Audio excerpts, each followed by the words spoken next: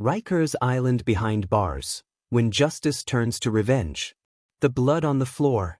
The sound of fists hitting flesh echoed down the dim corridor of Rikers Island.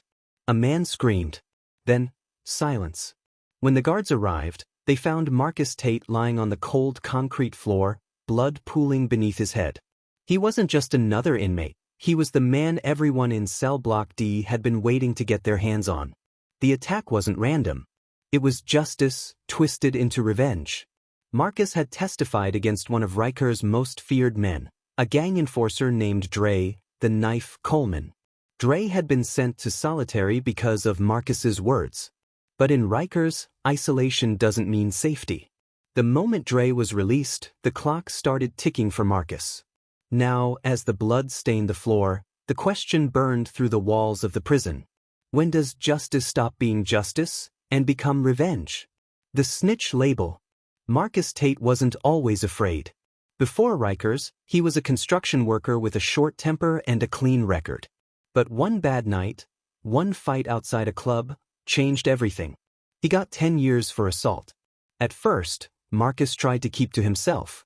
But inside Rikers, staying invisible is almost impossible. He saw fights over food, drugs, and respect. He saw guards turn away as inmates beat each other half to death. Then came the day that changed his fate. A correctional officer offered him a deal, testify about a shiv attack he'd witnessed, and his sentence might be reduced. Marcus hesitated. Snitching was a death sentence behind bars. But freedom was too tempting. He took the deal. A week later, Dre, the Knife Coleman, was dragged out of his cell, screaming Marcus's name. The whole block heard it. From that moment, Marcus wasn't Marcus anymore. He was the Snitch. It started small, food missing, shoes gone, whispers when he passed. Then came the notes, "We see you." Dead man walking. Guards found a razor taped under his bunk. Marcus swore it wasn't his. They didn't believe him. The tension built until one night, someone scratched a single word into his cell door. Revenge. And that night, Marcus knew he wouldn't make it out of Rikers the same man he came in as. The setup. It began with a whisper from a new inmate named Rico. Rico told Marcus that Dre's people were planning something big, but he could help him avoid it, for a price. Marcus didn't trust him, but fear makes you do desperate things. He offered Rico his commissary snacks, a few phone minutes, whatever it took to survive. But Rico was playing both sides. The plan wasn't to protect Marcus. It was to deliver him. The next morning, guards announced routine cell inspections. Marcus was moved to a new unit, B Block, Dre's old block. When he walked in, the air felt different. Eyes followed him. Tattoos of gang emblems covered every arm and neck. And in the back corner, sitting like a king, was Dre. Dre smiled. "Welcome home, Snitch." The guards left. The door clanged shut. What happened next wasn't just a fight. It was a message. They dragged Marcus into the shower room. Soap, steam, and screams filled the air. They didn't kill him, but they made sure he remembered every second. When the guards found him, his face was swollen, ribs broken, blood dripping from his lip. But the part that hurt most wasn't physical. It was the word someone had carved into his arm with a sharpened toothbrush handle. Rat. When the guards look away. In Rikers, justice has its own language. Sometimes it's whispered through vents. Sometimes it's delivered through fists. The guards knew what happened to Marcus, but they didn't care. In their eyes, snitches got what they deserved. One officer, Morales, even told him, "Next time, keep your mouth shut." Marcus was moved again, supposedly for his safety. But everyone knew what that really meant: segregation. Solitary. 23 hours a day in a concrete box with a single light bulb and the constant buzz of silence. He spent weeks there, replaying every decision he'd made. Every scream. Every threat. And the idea of justice began to twist inside him. He'd done the right thing, he told himself. But the right thing had destroyed him. So when he heard Dre's voice echo down the corridor again, laughing, joking, bragging about teaching snitches lessons, something broke inside Marcus. He made a choice. Justice had failed him. Now it was time for revenge. The plan. Marcus knew he couldn't take on Dre alone. So he started building quiet alliances, guys who'd been beaten, humiliated, or forgotten by the system. They met during yard time, passing coded messages through laundry, toilet pipes, and even Bible pages. Each one had their own story of betrayal and pain. They called themselves the Forgotten. Marcus became their silent leader. He studied the guards' patterns, learned the times the cameras glitched, the shifts where Dre's allies slept. And slowly, a plan took shape. One night, during dinner service, Marcus saw his chance. A guard dropped his keys during a scuffle. Marcus pocketed them. That key was his ticket. Not to freedom, but to vengeance. When justice turns to revenge. The lights went out during evening lockdown. Some said it was a power glitch. Others said Marcus made it happen. In the dark, shouts erupted. Metal clanged. Doors creaked open. Marcus moved fast. His body bruised, his tattooed arms shaking but his eyes cold. He found Dre's cell. The man who once smiled at him now looked terrified. Marcus said nothing. He just stood there, breathing heavy, holding a sharpened toothbrush. Dre tried to talk. "It's just the game, man." But Marcus didn't hear him. He only saw the blood on the floor from weeks ago. His blood. The guards would later find Dre unconscious, beaten beyond recognition. Marcus was sitting in the corner, whispering to himself, "They wanted justice. I gave them revenge." The aftermath. The morning after the blackout, Rikers was in chaos. Sirens screamed through the halls. Guards barked orders, slamming batons against metal doors. Inmates were dragged out one by one, searched, cuffed, questioned.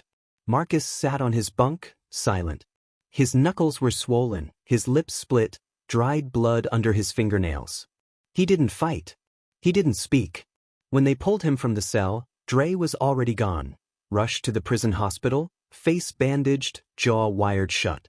No one died that night. But something in Marcus had. During interrogation, Officer Morales leaned across the table. "Tell me what happened," he said. Marcus looked straight at him. "You already know." Morales smirked. "You think you got revenge?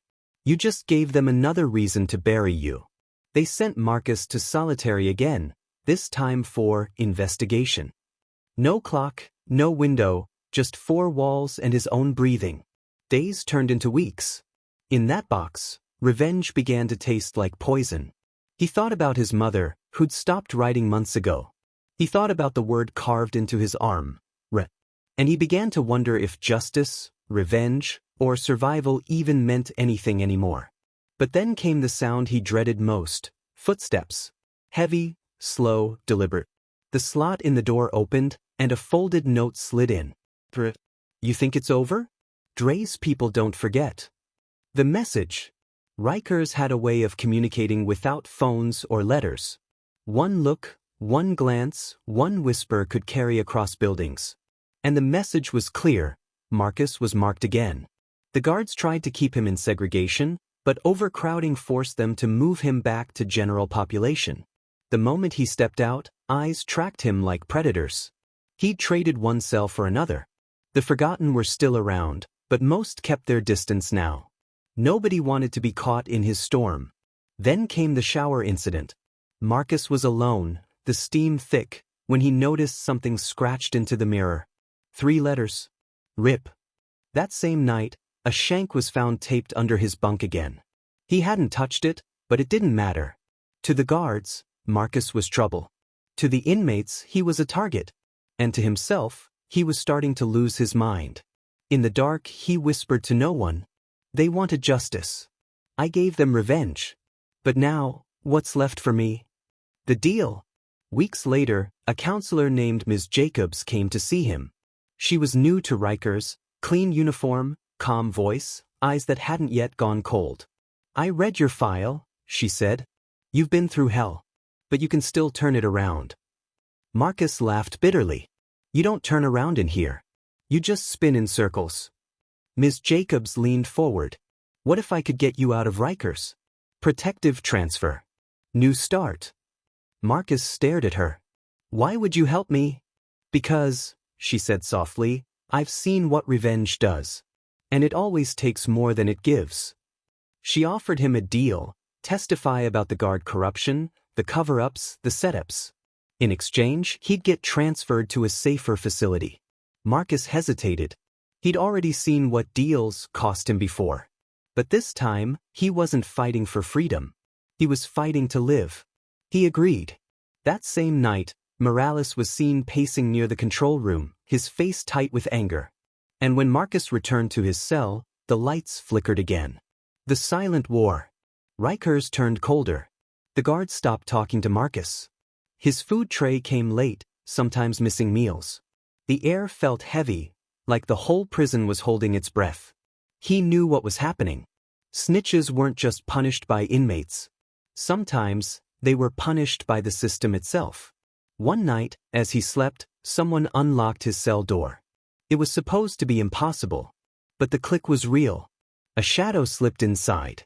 Marcus opened his eyes just in time to see a glint of metal. He fought harder than he ever had. Blood splattered across the wall, shouts echoed, alarms blared. When it was over, the attacker was gone. Only a knife lay on the floor, carved with the letters, SEAL. A correctional officer. Marcus realized then, it wasn't just Dre's men anymore. It was everyone who wanted silence. Justice dies twice. After the attack, Marcus was moved again. But this time, not to solitary. He was placed in the prison infirmary, chained to the bed, guards posted at the door. Ms. Jacobs visited. Her eyes were red. They said it was another inmate, she whispered. Marcus shook his head. No. You know the truth. She paused, trembling. I tried to protect you. But Rikers doesn't forgive. Not them, not the inmates, not even itself. Outside, sirens wailed. Another fight. Another stabbing. Life at Rikers rolled on, like revenge was part of its heartbeat. Marcus looked out the tiny barred window, sunlight barely reaching his face. He whispered, in here, justice isn't about right or wrong. It's about who gets the last hit. His eyes closed. And for the first time in years, he didn't dream of freedom. He dreamed of silence. The whispers through the walls. Weeks passed. Marcus healed slowly in the infirmary, but the bruises on his body weren't the ones haunting him. It was the silence that grew louder each day. Yet even in silence, Rikers talks. Through vents, through walls, through footsteps at midnight. Rumors spread like wildfire. They said Marcus had taken out Dre. They said he'd stabbed a CO. They said he had dirt on everyone. Guards, gang leaders, even the warden. Each story grew wilder than the last, but they all had one thing in common: fear. The inmates began to see Marcus differently now. Not as a snitch, not as a victim, but as a man who dared to strike back. Some admired him. Others wanted him gone. From his bed, Marcus could hear the whispers through the thin infirmary walls. He's not one of us. He's not one of them either. He's the ghost that Rikers made. The guards grew restless. Ms. Jacobs stopped visiting. And one night, someone slid a paper under his door with a single line written in pencil. They're coming for you again. The riot spark. It began with a tray of cold food. Marcus was sent a plate with spoiled meat. Then, he refused to eat it, pushing it away. A young inmate named Tyrell saw it happen. He'd been beaten last week for asking for extra bread. That night, Tyrell started shouting through the block. They don't feed us. They don't protect us. They treat us like animals. The noise grew. Within minutes, the cell doors rattled with fists. The guards panicked. Marcus knew that sound. It was the sound of desperation catching fire. He tried to calm Tyrell, but it was too late. Trays slammed. Windows shattered. Smoke filled the air. The riot had begun. Sirens blared. Tear gas hissed through the vents. Inmates wrapped shirts around their faces, shouting, burning, breaking. And somewhere in that chaos, Marcus realized something terrifying. This wasn't about food anymore. It was about revenge. Not his. Everyone's. Fire and shadows. Flames licked the walls of cell block C. Guards retreated, locking steel doors as the riot spread. Marcus stumbled through the smoke, coughing, helping Tyrell who'd been hit in the leg by a rubber bullet. The sprinklers came on, raining down gray water and ash. He could hear screams from the next corridor, a guard trapped inside, calling for help. Every instinct told Marcus to keep moving. But he stopped. He turned back. The same system that broke him was now breaking apart, and he couldn't decide if it felt right or wrong. He kicked open the door, dragging the guard out through the smoke. The man's badge read, Morales. The same officer who'd mocked him. Their eyes met through the haze, bloodshot, exhausted, human. For a moment, everything was silent except the crackle of fire. No gangs. No titles. No revenge. Just two broken men trying to survive the hell they'd both built. The system bites back. By dawn, the riot was over. The National Guard had stormed Rikers. Bodies lay on the floor, some unconscious, some worse. Marcus was pulled out of the smoke with his hands zip-tied behind his back. He looked around. The forgotten were gone. Tyrell was gone. And Morales was nowhere to be seen. In the chaos, someone whispered, "They're blaming you." Hours later, inside the warden's office, Marcus sat across from a row of officials in suits. "You incited a riot," one said coldly. "You attacked officers," said another. Marcus tried to speak, but every word was twisted against him. He realized then that Rikers wasn't a prison. It was a circle, a machine that fed on pain, guilt, and silence. And no matter what you did inside it, the machine always won. Revenge never ends. They transferred Marcus to a maximum security facility upstate. No visits. No letters. No voice. His new cell was small, cold, and quiet, but not empty. On the wall, scratched faintly into the concrete, were the words, "Justice dies here." He stared at it for hours, tracing the letters with his fingers. He didn't know who wrote it, but he felt it. He whispered, "Maybe justice never lived." In the months that followed, rumors of the Rikers riot reached the outside world. News stations called it a breakdown of order. Advocates called it proof of corruption.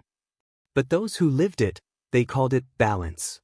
Revenge had replaced justice, and nobody could tell the difference anymore. In his final reflection, Marcus wrote one line in a letter he knew would never be sent. "They called it justice when they locked me up. They called it revenge when I fought back. But inside Rikers, they're the same thing." Echoes of the riot. Months passed, but the ghost of the Rikers riot never left New York City. News crews camped outside the prison gates. Protesters shouted about reform and justice. But inside, the truth was twisted, just like everything else that came from Rikers Island. Officials said the riot was caused by violent inmates. The guards' union said it was a failure of leadership. The inmates who survived said it was revenge finally coming full circle. Marcus watched all this unfold from his new facility upstate. He wasn't allowed access to a TV, but whispers traveled faster than any broadcast. "Bro, you started a revolution," a young inmate told him through the vent. Marcus didn't answer, because deep down he didn't feel like a hero. He felt like a ghost carrying the weight of a broken world. Late one night he overheard guards talking outside his cell. "Governor wants a full investigation." "About Rikers?" "Yeah. They're saying there's proof of corruption, and that one inmate knew too much." The guard's voice lowered. "They're talking about Tate. Marcus Tate." Marcus stared into the dark. Even miles away from Rikers, it hadn't let him go. The investigator. A week later, a woman appeared at his cell door, Detective Lisa Grant. She was with the Department of Corrections Internal Affairs Unit. Her eyes were sharp, voice calm, but there was something in her tone that told Marcus she wasn't here to play games. "I'm investigating the Rikers riot," she said. "I've read every report, every statement. None of it adds up." Marcus stayed silent. "I think the system turned on itself," she continued. "And I think you were the spark." He looked up slowly. "You think I wanted that riot?" She shook her head. "No. I think you wanted justice. But Rikers doesn't give that. It gives payback." For the first time in months, someone spoke to him like a human being. She slid a photo under the glass. Morales, the guard he'd saved, now in a hospital bed. "Morales survived," she said. "And he wants to testify too." Marcus's heart pounded. "Why?" Lisa replied. Because he says what happened in Rikers wasn't an accident. It was a cover-up. The room fell silent. The hidden files. Detective Grant began visiting weekly. She'd bring old case files, photos, reports, all the evidence Rikers tried to bury. There were lists of guards who'd been paid off. Surveillance footage that mysteriously malfunctioned. And sealed reports showing that the warden had known about planned assaults and let them happen. Marcus couldn't believe it. The setup, the threats, even the fake shank under his bed, all of it was orchestrated. He wasn't paranoid. He was targeted. "Why me?" he asked. Lisa replied, "Because you talked.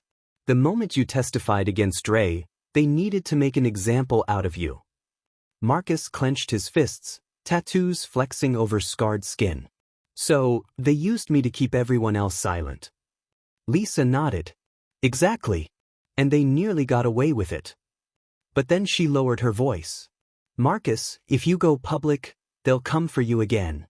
He stared through the glass, his reflection staring back, older, harder, but alive. "Let them come," he said quietly. "This time I'm ready." The broadcast. Detective Grant arranged a confidential interview. Off the record, anonymous but powerful. Marcus's voice was disguised. His name hidden. But his story, raw and real. He spoke about the corruption, the abuse, the endless cycle of revenge that ate Rikers from the inside out. He told them about Dre, about Morales, about the riot that was never meant to happen. The broadcast aired late on a Friday night. By Monday morning, it had millions of views. Inside Rikers, the whistleblower speaks.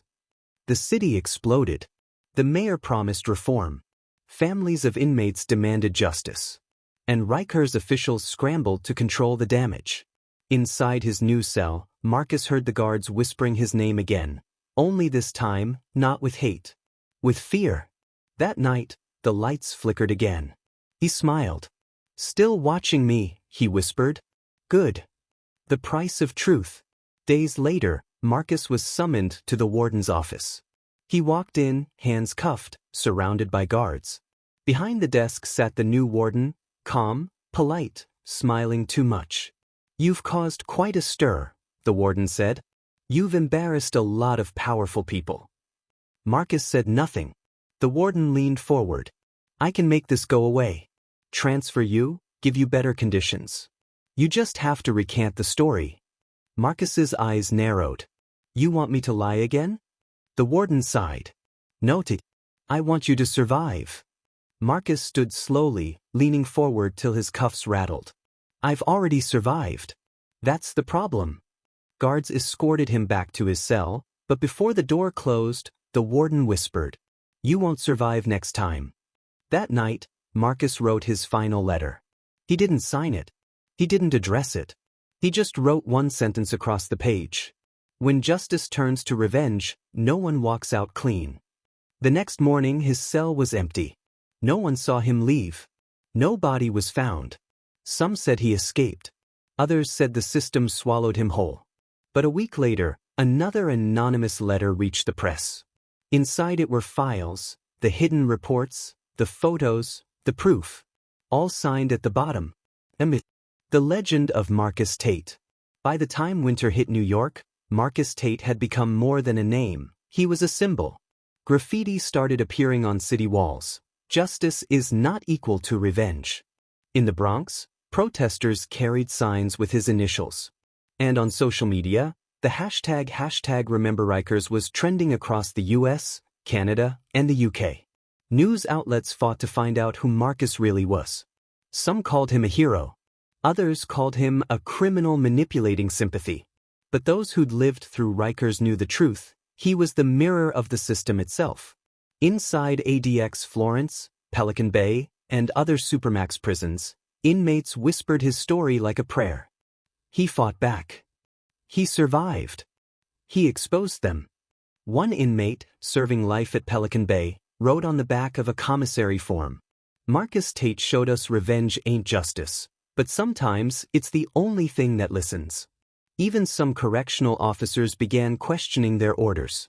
And that's when the real danger began. Because Rikers' secrets were no longer trapped behind its walls. The investigation spreads. Congress called for a federal probe. The Department of Justice opened files on Rikers, Pelican Bay, and ADX Florence. Patterns emerged: identical cover-ups, repeated violence, falsified reports. Detective Lisa Grant was now working with a federal task force. Everywhere she looked, Marcus's fingerprints were there, not physical ones, but moral ones. He had started something that couldn't be stopped. In one leaked memo, an internal Rikers supervisor wrote, "Contain the Marcus Tate narrative at all costs. If it spreads, we lose control." But it was already too late. Whistleblowers from inside the system began contacting journalists. Old guards confessed to decades of silence. Families of dead inmates demanded answers. And every time a new story surfaced, the same phrase appeared in the headlines: "When justice turns to revenge." It wasn't just a documentary title anymore. It was the new definition of the American prison system. The copycat riots. The first riot broke out in Pelican Bay. Then another in ADX Florence. Then another in Louisiana's Angola prison. Everywhere, inmates shouted the same thing: justice for Rikers. But these weren't peaceful protests. They were explosions of years of pain, betrayal, and desperation. Cell doors were smashed open. Fires burned. And guards, terrified, called it the Tate effect. Lisa watched the chaos unfold on the news. She whispered to herself, "This isn't what he wanted." In the smoke and blood of those riots, the message that Marcus had tried to send, that justice and revenge were the same inside the walls, twisted again. The system had turned on itself. And now it was collapsing. Ghost in the files. Weeks later, Detective Grant received an encrypted email from an unknown address. Inside were scanned pages, letters, blueprints, official memos, all signed to me. But this time, there was something else attached. A single photo of a man walking down a snowy road, face hidden under a hood. Lisa's hands trembled. Could it be Marcus? She ran digital analysis. The timestamp was recent, taken near upstate New York. She rushed to the area, following every clue: gas stations, rest stops, CCTV cameras. But he was always one step ahead. Always a shadow. One security camera caught him briefly, pausing under a streetlight, staring into the snow. Tattooed hands. A scar across his arm. Lisa froze the frame and whispered, "He's still alive." But as she stared at the image, she noticed something in his hand: a folded newspaper. The headline read, "Rikers to close, permanent shutdown ordered by federal court." The end of Rikers. Months later, demolition began. The old towers of Rikers Island stood silent, surrounded by cranes and smoke. Reporters called it the end of an era. But for those who had lived inside, it wasn't the end. It was the start of a reckoning. Detective Lisa Grant stood by the water, watching the last section of the prison crumble. A helicopter passed overhead. The skyline shimmered in the distance. She pulled out one final letter, mailed anonymously, postmarked from Colorado. Justice isn't something you find in a courtroom. It's what you feel when you finally stop hating. If they're tearing down the walls, make sure they build something better. Not another Rikers. Not another me. Lisa folded the paper and looked out at the horizon. A new sun was rising over the ruins of Rikers Island. For the first time in decades, the island was quiet. But in that silence, there was a promise that no one would ever forget what happened behind those walls. The movement begins. After Rikers fell, something new began to rise. It started with ex-inmates sharing Marcus Tate's story online, voiceovers over grainy cell footage, captions that read, "Behind Bars Truth." Then came podcasts, documentaries, and social media clips exposing the brutality of America's prison system. The movement spread like wildfire across the US, the UK, and Canada. They called it the Behind Bars Truth Network, an alliance of former inmates, journalists, and reform activists. Their message was clear: if the system won't tell the truth, we will. Lisa Grant was one of the first to join. She'd left the Department of Corrections, disillusioned and exhausted. Now she worked alongside those she once investigated, Men and women who carried scars that no judge could see. And everywhere the group went, they used one name to open doors, to start conversations, to shake people awake. Marcus Tate. His face, though never officially revealed, became a symbol, painted in murals, printed on shirts, whispered in prisons where inmates still fought to survive. He wasn't perfect, Lisa told a crowd one night. But that's the point. He was proof that when a system breaks a man long enough, revenge becomes the only language he has left. The Ghost Network. Months later, a mysterious website appeared online. BehindBarsTruth.org. It hosted leaked reports, confidential memos, and audio tapes of guards admitting abuse from Rikers, Pelican Bay, and even ADX Florence. No one knew who ran it. Some said Lisa. Some said journalists. Others believed Marcus was alive, working in the shadows. The site uploaded a new message every Sunday, always ending with the initials MT. The final line of one post read, "They can silence a man, but they can't bury the truth." Government agencies tried to shut the site down. Hackers restored it every time. News anchors debated if Marcus Tate was a martyr or a myth. But one thing was undeniable. The truth was spreading faster than they could contain it. Echoes in Pelican Bay. In Pelican Bay, a warden named Samuel Brandt was under investigation. Reports showed years of inmate abuse, secret punishments, and unmarked solitary confinement logs. The whistleblower who leaked the documents used a fake name, Echo. Lisa reviewed the reports and froze. Hidden in the metadata was a familiar signature. Could Marcus have reached Pelican Bay? Was he behind this too? Meanwhile, inside the prison, tension grew. Inmates began quoting Marcus's words, carving them into the walls. Justice isn't about who's right, it's about who survives the longest. The prison went on lockdown after a small protest turned violent. But even under lockdown, the whispers continued. Echoes not gone. Echoes everywhere. The Florence Connection. Far from New York, at ADX Florence, the nation's most secure supermax, rumors started to spread of a ghost inmate. No one had seen him. No one knew his real name. But every guard who transferred from Rikers said the same thing. He left a message before he vanished. One day, a guard found a scrap of paper tucked behind a vent in cell 23. You can bury the man, but not the reason he fought. Federal agents traced the handwriting, a perfect match to Marcus Tate's intake forms. The warden ordered a full sweep. But deep beneath the noise, inmates began chanting the name Marcus through the air vents during lockdown. Each voice echoed like a ghost, one that Rikers had created and Florence could never silence. Legacy of the Unforgiven. Years later, a documentary premiered titled Rikers Island, When Justice Turned to Revenge. It aired worldwide. It told the story of a man who started as a victim, became a fighter, and ended as a ghost. At the end of the film, the director played a final voicemail, sent anonymously from an untraceable number. Tell them the fight's not over. Tell them justice still owes us a debt. The voice was calm, tired, and familiar. Lisa knew it the moment she heard it. She smiled through tears. He made it. In the final shot, the camera panned over the ruins of Rikers Island, now covered in grass, the wind howling through empty corridors. On a rusted wall, graffiti read in red paint, "Justice dies twice."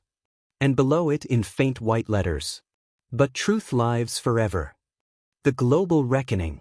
The year was 5 years after Rikers fell. The world had changed, but not enough. From El Salvador's Secote megaprison to London's HMP Belmarsh, journalists were uncovering the same pattern Marcus Tate had exposed years earlier. Abuse. Silence. Revenge disguised as justice. The Behind Bars Truth Network had grown into a global force. They had members in over 20 countries, activists, reporters, and even former guards who refused to keep quiet any longer. They carried Marcus's story like a flag. Not of rebellion, but of remembrance. Lisa Grant, now the director of the network, stood on stage in front of a sea of faces. Cameras flashed. The world watched. She took a deep breath and began. 5 years ago, a man no one believed in, taught us something we forgot: that justice without mercy becomes revenge, and revenge without truth becomes another cage. She paused, her voice breaking. Marcus Tate didn't die behind bars. He became the bars, the reminder that the system can trap anyone when truth isn't free. The audience was silent. Every word echoed through the hall like a heartbeat returning to life. Echoes beyond the walls. A news anchor's voice played over footage of prisons being investigated worldwide. Reports of inmate reform and transparency initiatives continue to rise.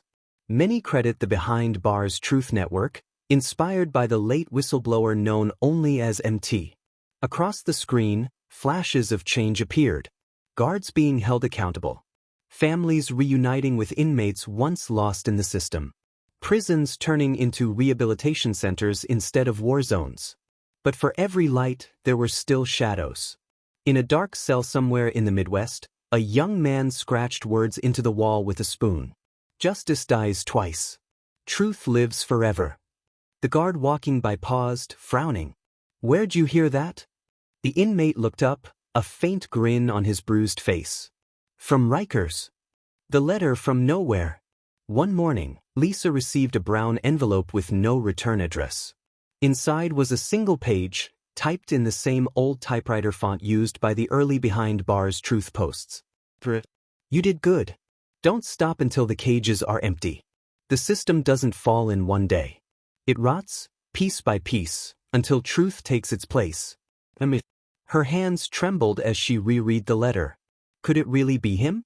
After all these years? She looked up at the skyline of New York, cranes rebuilding what the city had torn down. Maybe Marcus was gone.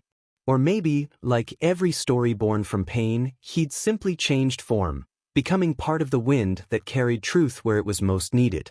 The final broadcast. Late one night, the world received an unexpected livestream notification.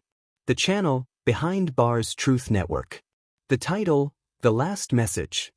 It was just a black screen. Then a voice, calm, weary, familiar, spoke through static. "If you're hearing this, it means the fight outlived me. You don't know me, and you don't need to. I was just a man who learned what happens when justice loses its soul." Rikers was never just a place. It was a mirror. And every country has one, a place where truth is locked away. But truth always finds a way out. The audio glitched, then faded into silence. The screen flashed one final message. For Marcus. For everyone still inside. Millions watched in silence. No one could trace the source. But deep down, everyone knew who it was. When justice turns to revenge, narration fades in, slow, haunting, powerful. They said Rikers Island was built for justice. But somewhere along the way, justice learned how to hate. Cut to drone footage, the ruins of Rikers, covered in grass and wild vines, birds circling above. Inside those walls, Marcus Tate discovered the truth, that when justice turns to revenge, nobody wins. Not the inmate, not the guard, not the city that built the cage. Cut to archival clips, news flashes, riots, reform marches, faces of ex-inmates holding hands. He wasn't a hero. He wasn't a villain. He was every man and woman who ever screamed into the dark, hoping someone would listen.